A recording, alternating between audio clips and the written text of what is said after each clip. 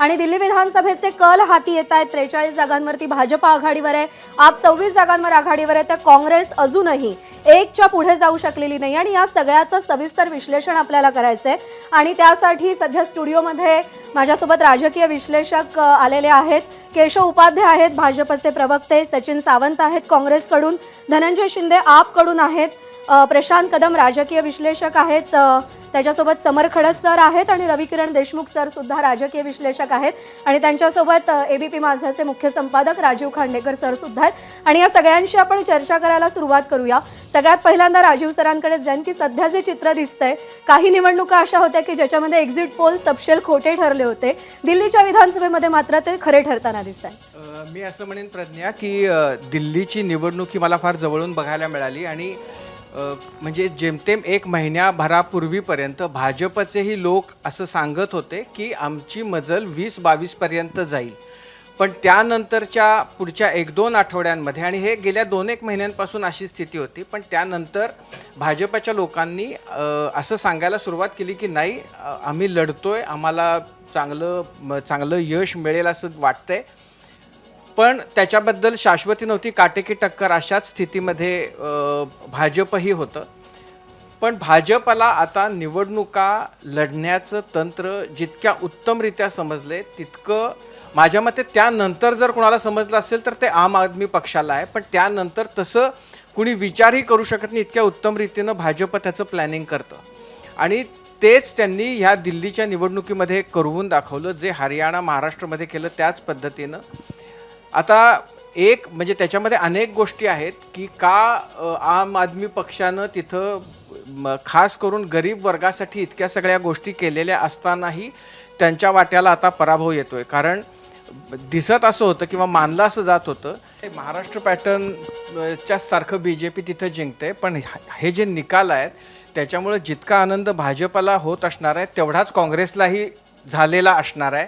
याचं कारण जर आप तिथली संपेल आणि आता एकदा जर सत्तेमध्ये नाही राहिली आप, तर भाजप हा पूर्ण प्रयत्न करेल की आपला पूर्णपणानं नेस्तनाबूत करायचं आणि म्हणजे हा पक्षच राहणार नाही यासाठीचे प्रयत्न होतील. आणि तसं झालं तर सगळ्यात त्याचा मोठा लाभार्थी काँग्रेस असणार आहे. काँग्रेसला हे माहिती आहे, जोपर्यंत आप आहे तोपर्यंत काँग्रेसच्या हातामध्ये तिथं दिल्लीमध्ये खास करून काही नाही. या निमित्तानं ती आपली वोट बँक जी गेली आहे ती आपमुळं गेली असं काँग्रेसला वाटतं. बाकी राज्यांमध्ये काय स्थिती आहे काँग्रेसची तो भाग वेगळा, पण दिल्लीपुरतं तर त्यांना असंच वाटतं की आपमुळं आपलं जे वाटोळं झालेलं आहे, तर आप नाही राहिलं तर आपलं भलं होईल. त्यामुळं आज काँग्रेसला भले सीटा नसतील आलेल्या, पण त्यांचा त्यातही की आनंद हा असणार आहे की आप संपते. त्यामुळं आज भाजप आणि काँग्रेस दोघंही या निकालावर एक साथ सेलिब्रेट करू शकतात. याच मुद्द्यावरती आपण केशव उपाध्यायांची प्रतिक्रिया जाणून घेऊयात. मिलीभगत होती हे. मला असं वाटतं की मुळात संजय राऊत जे म्हणाले की महाराष्ट्र पॅटर्न आहे, तर मी सांगू इच्छितो होय, महाराष्ट्र पॅटर्नप्रमाणेच दिल्ली जिंकलं. महाराष्ट्र पॅटर्नचा अर्थ कार्यकर्त्यांची जिद्द आणि मोदींची लोकप्रियता, हे 2 सूत्र महाराष्ट्र पॅटर्नसाठी आम्ही ठेवले होते. आणि महाराष्ट्र पॅटर्नप्रमाणे दिल्लीत सुद्धा कार्यकर्त्यांनी त्याच पद्धतीने काम केलं आणि त्या पद्धतीने आम्ही जिंकताना दिसतोय. एक दुसरा या विषयाचा अर्थ आहे की गेले 10 वर्ष जी दिल्लीमध्ये एक प्रकारे निर्णायकी, अनाचारी, नाटकी आणि विकास विरोधी भूमिकेने ज्या प्रकारे राज्य सुरू होतं त्याचा दिल्लीतल्या जनतेने केलेला हा पराभव आहे. शेवटी एका टप्प्यानंतर तुम्ही सातत्याने खोटं बोलून, खोटी आश्वासने देऊन, वायदे करून तुम्ही जिंकू शकत नाही. अरविंद केजरीवाल 2014 साली आले, एक सामान्य माणूस, एक कॉमन मॅन अशी एक त्यांनी प्रतिमा केली. पण सामान्य माणूस एक शीश महल हा प्रवास मला असं वाटतं जनतेने की पाहिला. आपला काहीतरी बोलायचंय. त्यांनी एक सार्कॅस्टिक स्माइल सुद्धा दिलं तुमच्या वक्तव्यावरती. तुमच्याकडे पुन्हा येते, एक छोटी प्रतिक्रिया त्यांची जाणून घेऊयात. मला वाटतं मोदीजींबद्दल केशव उपाध्याय बोलतायत, पण त्याचं बिल आम आदमी पक्षावरती फाडतायत. आम आदमी पक्षाने 2015 साली किंवा 2020 साली ज्या घोषणा केल्या त्याप्रमाणे आम्ही राज्यकारभार केला. एकूण अर्थसंकल्पाच्या 25% रक्कम आम्ही फक्त आणि फक्त शिक्षणावर खर्च केल्यामुळे दिल्लीतल्या शाळा ह्या आंतरराष्ट्रीय दर्जाच्या शाळा झालेल्या आहेत. एकूण अर्थसंकल्पाच्या 13% रक्कम ही आरोग्यावरती खर्च केल्यामुळे दिल्लीतली मोफत आरोग्य सुविधा, ज्याच्या लॅन्सेटसारख्या जर्नलने सुद्धा त्याची दखल घेतलेली आहे. दिल्लीमध्ये 75% लोकांना मोफत वीज मिळते आणि पाणीसुद्धा मोफत आहे, महिलांना मोफत प्रवास आहे. आणि म्हणूनच भारतीय जनता पक्षाचं जे काही आता संकल्प पत्र म्हणून त्यांनी जे त्यांचा मॅनिफेस्टो जाहीर केलेला, त्याच्यात आम आदमी पक्षाने केलेल्या ज्या योजना आहेत, त्यांचं जे काम आहे ते पुढे आम्ही कंटिन्यू करू असं सांगितलं.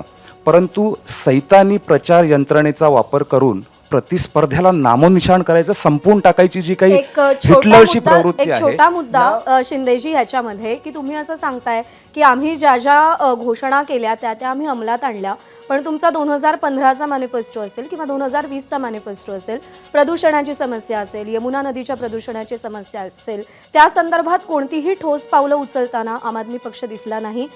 दिल्लीला संपूर्ण राज्याचा दर्जा मिळवून देण्याची घोषणा तुम्ही केली होती, उलट राज्याचे अधिकार कमी केले गेले.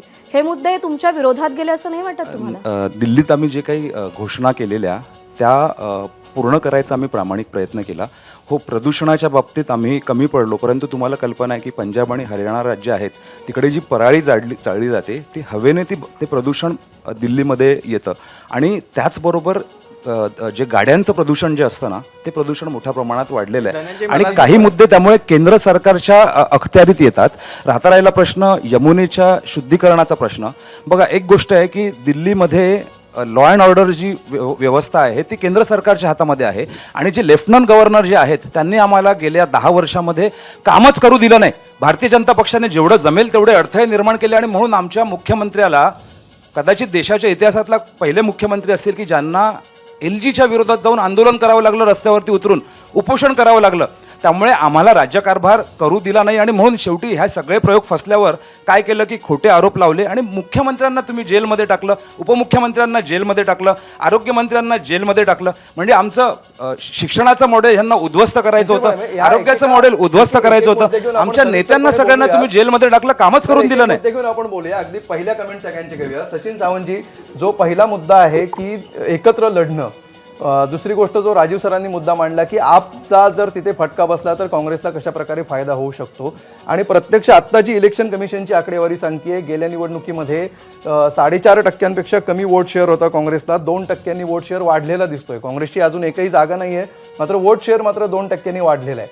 तुम्हाला काय वाटतं, काँग्रेससाठी वैयक्तिकरित्या फायदा झालाय, पण चित्र बदलू शकलं असतं जर एकत्र लढला असतं? आता मला असं वाटतं की ते जरतरच्या गोष्टी आहेत. वस्तुस्थिती आहे की आम्ही आता या ठिकाणी वेगळे लढलो. आता तुम्ही लक्षात घ्या की गेल्या 3 निवडणुकांमध्ये काँग्रेस पक्ष आणि आम आदमी पक्ष आणि भारतीय जनता पक्ष हे वेगवेगळेच लढलेले आहेत. 2013चा घ्या, 2015चा घ्या, 2020चा घ्या, आता 2024 ही चौथी निवडणूक जवळपास आहे.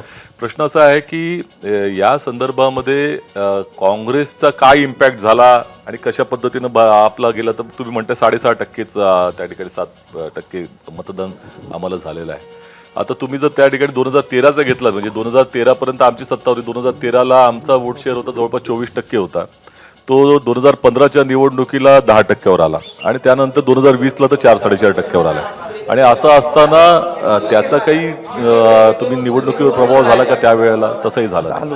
प्रश्न असा आहे की लोकसभा निवडणुकीच्या वेळेलाच अरविंद केजरीवालजींनी सांगितलं होतं की आम्ही ही लोकसभेच्याच साठी त्या ठिकाणी आघाडीमध्ये आहोत, इंडिया ब्लॉकमध्ये, विधानसभा वेगळी लढणार आहोत. आणि त्यानंतर सातत्याने म्हणजे डिसेंबर महिन्यामध्ये देखील अरविंद केजरीवाल म्हणाले की आम्हाला वेगळं लढायचं, एकटंच लढायचं आहे. पण त्यांची जर भूमिका असेल असं अलायन्समध्ये लढणं, हा दोन्ही पक्षांची इच्छा असली पाहिजे, नुसतं एका पक्षाचा इच्छा असण्याची इंडिया आवश्यकता आघाडी नाही. फक्त लोकसभेसाठी होती नाही, आता मला असं वाटतं की तो आम आदमी पक्षाचा प्रश्न आहे. आता इंडिया आघाडीच्या संदर्भामध्ये काँग्रेस पक्षाची भूमिका सगळ्यांना बरोबर घेऊन जायची जरी असली तरी इतर पक्षांची देखील तशाच पद्धतीची असली पाहिजे. आता त्या ठिकाणी प्रत्येक राज्यांमध्ये वेगवेगळी भूमिका प्रत्येक पक्षाने घेतलेली आहे. त्यामुळे असं काही मला सांगता येणार नाही की प्रत्येक जणांनी आलंच पाहिजे. आणि राजीवजी जसं म्हणतायत की त्याचा आम्हाला काय फायदा होणार आहे, मला असं वाटतं की प्रत्येक पक्ष वाढण्याचा प्रयत्न करतो. आता जे काही उमेदवार आहेत तुम्ही लक्षात घ्या, आम आदमी पक्षाचे उमेदवार घ्या, भारतीय जनता पक्षाचे उमेदवार घ्या, त्यातले अर्धे उमेदवार हे काँग्रेसचेच आहेत. म्हणजे ह्या 2-3 कालावधीमध्ये, निवडणुकीच्या कालावधीमध्ये जे पक्षांतर करून दुसऱ्या पक्षात गेले, नुसतं मतदार गेलेला नाही, आमचे कार्यकर्ते, आमचे उमेदवार याच्यातला ना एक मुद्दा जो आहे तो हा आहे, आणि तो मला असं वाटतं की सगळ्यांसाठी आपण तो चर्चेला ओपन करावा, की आम आदमी पक्षानं तिथं जे सरकार दिलं त्यांनी काही प्रयोग केले, शिक्षणाच्या बद्दल असतील, आरोग्याच्या बद्दलचे असतील, विजेच्या बद्दल त्यांनी मोफत विजेसारखा निर्णय घेतला, तरीही त्यांच्या वाट्याला पराभव का आला? आणि एक वोट बँक जी तिथं तयार झाली होती आम आदमी पक्षाची, असं आम आदमी पक्षालाही वाटत होतं आणि सगळ्यांनाच वाटत होतं की एक गरीब समाजातला सगळ्यात शेवटचा घटक दलित, मुस्लिम हे आम आदमी पक्षाच्या बरोबर आहेत आणि मग तरीही त्यांच्या वाट्याला त्यांना पुन्हा सत्ता मिळवण्यामध्ये दोनदा म्हणजे आता गेली 11-12 वर्ष तर त्यांनी सत्ता मिळवली आणि घवघवीत यश मिळालं होतं. या खेपेला ते का राखता आलं नाही त्याच्याबद्दलचा एक मुद्दा मी आधीच सांगतो, मग आपण त्याच्याबद्दल सगळेच जण कॉन्ट्रीब्यूट करू शकतो. एक मला असं वाटतं की समाज म्हणून आपल्याकडे अशी भावना आहे आता की जे मिळालेलं आहे त्याच्याबद्दल एक म्हणजे लोक ते गृहीतच धरतात. म्हणजे की आता मोफत मिळणाऱ्या गोष्टी ज्या आहेत तर आता त्या ठीक आहेत, त्या आता आमचा अधिकार आहे असं कुठंतरी वाटत राहतं. आता ह्याच्या पलीकडं काय देता तुम्ही ते सांगा, असं काहीतरी होत असावं. आणि त्यामुळं आम आदमी पक्ष जे देतोय त्याच्यापेक्षा जी नवीन आश्वासनं मिळत आहेत त्याला कदाचित लोक भुलले असावे. तिथला प्रश्न जो होता आरोग्य, शिक्षण या बाबतीमध्ये आम आदमी पक्षानं खूप केलं, ही गोष्ट खरी आहे. पण यमुनेचं दूषित पाणी, कचऱ्याचा प्रश्न, म्हणजे मला कचरा हा प्रश्न असू शकतो हे दिल्लीत गेल्यानंतर कळलं. कारण आपल्याला नेहमी जी दिल्ली दिसती ती चकचकीत ल्युटन्स दिल्ली दिसती, नवी दिल्ली दिसती, पण जी त्याच्या पलीकडची दिल्ली आहे आणि तिथले जे प्रश्न आहेत म्हणजे धारावी 100 पट बरी म्हणावी अशा प्रकारची अवस्था आणि कचऱ्याचा त्या निमित्तानंचा प्रश्न तो फार गंभीर प्रश्न आहे. आता कचऱ्याच्या प्रश्नावर लोक मतदान करतात का तर मला असं वाटत नाही की एक प्रश्न घेऊन लोक मतदान करतात. पण कुठंतरी अपेक्षा ज्या म्हणजे सगळं दिल्यानंतर सुद्धा वाढणाऱ्या ज्या अपेक्षा आहेत त्यांना काही प्रमाणामध्ये त्या राखण्यामध्ये केजरीवालांना अपयश आलं असावं आणि त्यामुळं हे निकाल आता असे दिसत आहेत. सर्वेंच्या बद्दल सर्वे खूपदा चुकतात आणि हे होतं. कालच्या ॲक्सिसचा जो परवाचा होता त्यांनी फार सविस्तरपणानं त्याचं ॲनालिसिस केलं होतं आणि त्यांनी केजरीवाल पडतील, सिसोदिया पडतील असं म्हटलं होतं. सौरभ भारद्वाज आणखीन आतिशीच्या बद्दल काठावर आहे असं म्हणत होतं. मला असं वाटतं त्याच पद्धतीने बरोबर आहे. म्हणजे एक्झिट पोलमधून अनेक धक्कादायक दावे करण्यात आलेले होते, ते कितपत खरे ठरतायत हे अगदी काही वेळामध्ये चित्र स्पष्ट होईल. आपल्याला इतरही गेस्टच्या प्रतिक्रिया जाणून घ्यायच्यात, पण एक छोटासा ब्रेक घेतोय.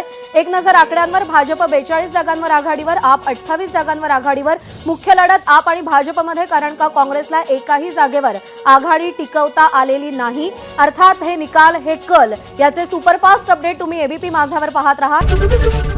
एबीपी माझा, उघडा डोळे बघा नीट.